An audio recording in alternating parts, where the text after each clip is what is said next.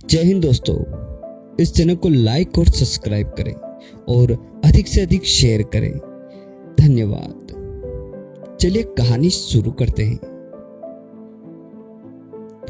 मैंने सुना है एक नाव डूबी डूबी हो रही थी। लोग घुटने टेक कर प्रार्थना कर रहे थे परमात्मा से, सिवाय उसके कोई उपाय सूझता नहीं था।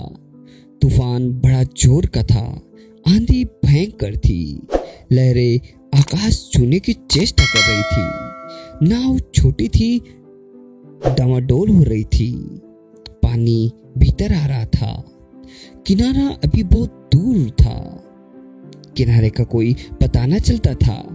सारे लोग तो प्रार्थना कर रहे थे, लेकिन एक पंडित चुपचाप बैठा था। लोगों को उस पर बहुत नाराजगी आई। लोगों ने कहा कि तुम एक शुद्ध पंडित हो, तुम्हें तो हमसे प्रार्थना करनी चाहिए और तुम चुप बैठे हो। हम सबका जीवन संकट में है, तुमसे इतना भी नहीं होता है कि भगवान से प्रार्थना करो। और हो सकता है कि हमारी प्रार्थना ना पहुंचे, क्योंकि हमने तो कभी प्रार्थना की ही नहीं पहले।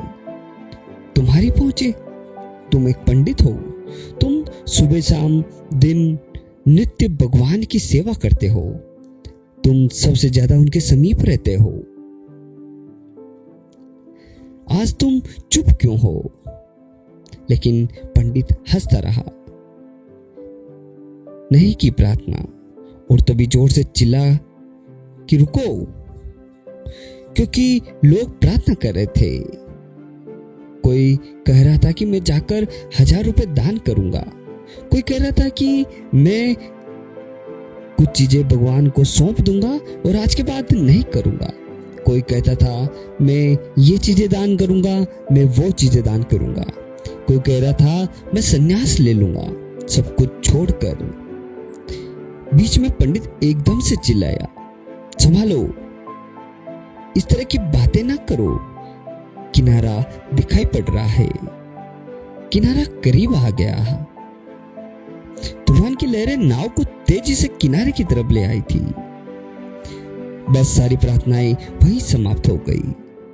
अधूरी प्रार्थनाएं में लोग उठ खड़े हुए, अपना सामान बांधने लगे, भूल ही गए कि प्रार्थना और परमात्मा को। तब फकीर प्रार्थना करने बैठा और लोग हंसने लगे। उन्होंने कहा कि तुम भी एक पागल मालूम होते हो, अब क्या प्रार्थना कर रहे हो? अब तो किनारा करीब आ गया।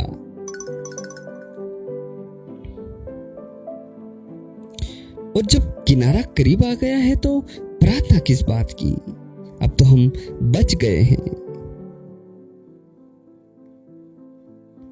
उस पंडित ने कहा, मैंने सद्गुरुओं से सुना है, नावें मझधार में नहीं डूबती, किनारों पर डूबती है।